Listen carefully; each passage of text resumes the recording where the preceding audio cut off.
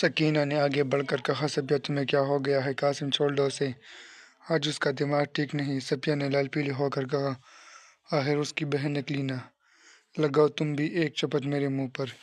سکینہ نے کہا، صفیہ خدا کے لیے زبان بند کر دو، وہ معزز آدمی کیا خیال کرے گا؟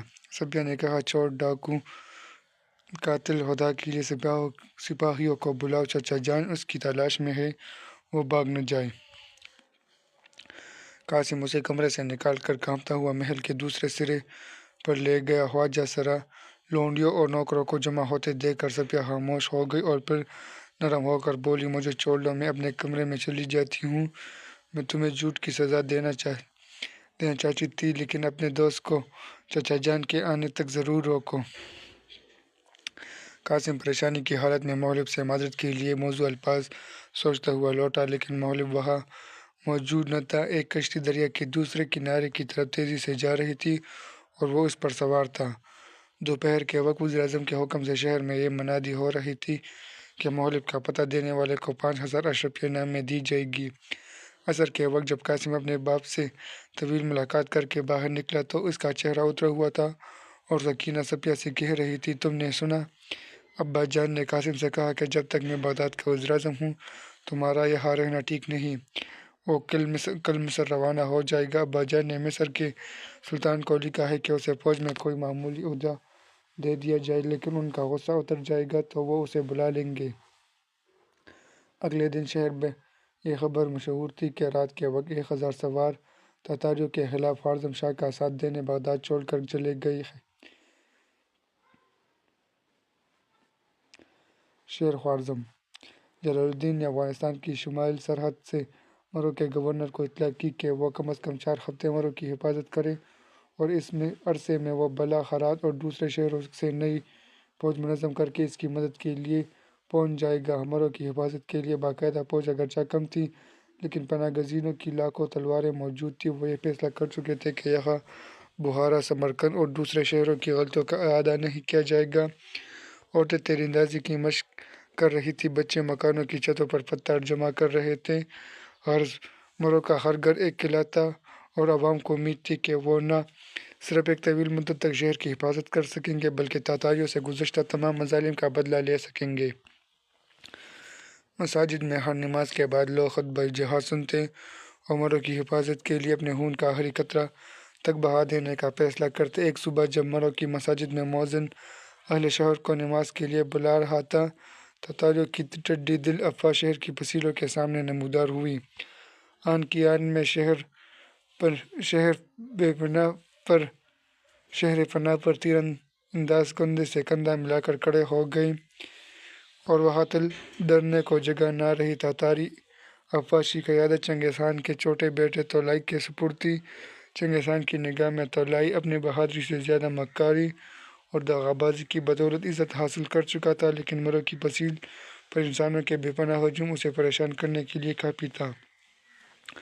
تولائی تذبذب کی حالت میں کھڑا تھا۔ شہر کے چند غداروں نے جو اس کی آمد کی خبر پاتے ہی اس کے ساتھ آ ملے تھے۔ جب اسے یہ خبر ملی کہ فصیل پر مردوں کی بجائے عورتیں زیادہ ہیں تو تولائی نے یہ سندھی فوج کو طوفانی حملے کا حکم دیا، لیکن شہر پناہ سے تیروں اور پتھروں کی بارش نے تاتاریوں کے دان کھٹے کر دیے۔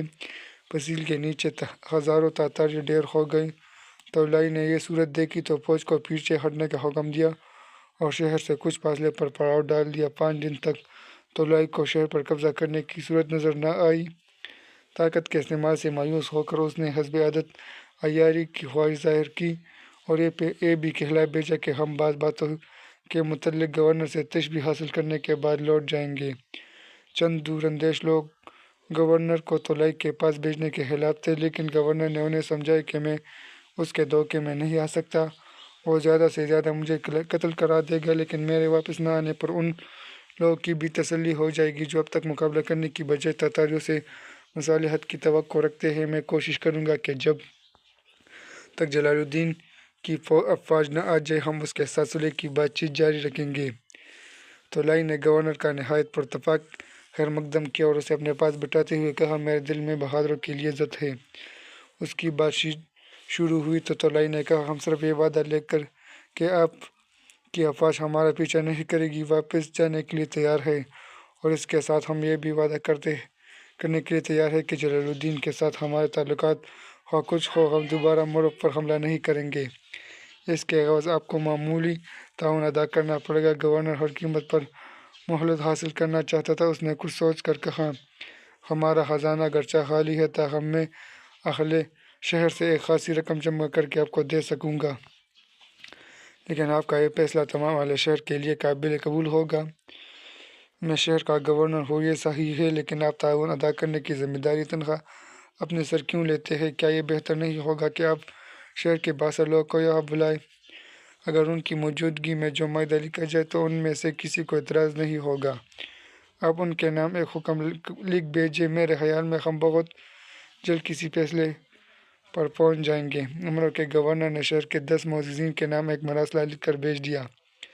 گورنر کا مراسلہ پڑھ کر وہ بہت سے لوگوں کے مشوروں کے خلاف طولائی کے پاس چلے گئے۔